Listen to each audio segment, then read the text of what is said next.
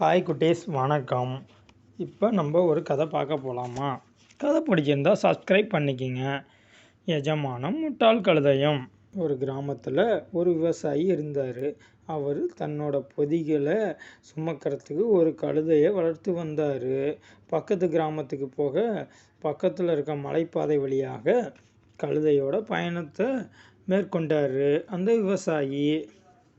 கழுதை மேலே நிறைய ஜாமான்களெல்லாம் எடுத்து வச்சு கழுத்தில் கட்டி ஒரு கயிறை கட்டி பாதுகாப்பாக கூட்டிக்கிட்டு நடந்து போனார் அந்த விவசாயி.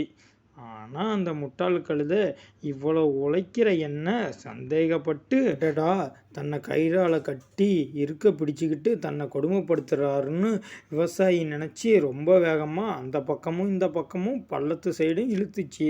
தன்னோட கழுதையின் முட்டாள்தனத்தால் வருத்தப்பட்டு அந்த விவசாயி கயிற்றை விட்டுட்டாரு. அந்த விவசாயி நடக்கிற விஷயம்லாம் தமக்கு எதிராகுதுன்னு நினச்சிக்கிட்டு கழுதை வீணா அந்த பள்ளத்தில் விழுந்து செத்து போச்சு. குட்டீஸுங்களா, இந்த கதை பிடிச்சிருந்துச்சா? இதோட நீதி என்ன தெரியுமா?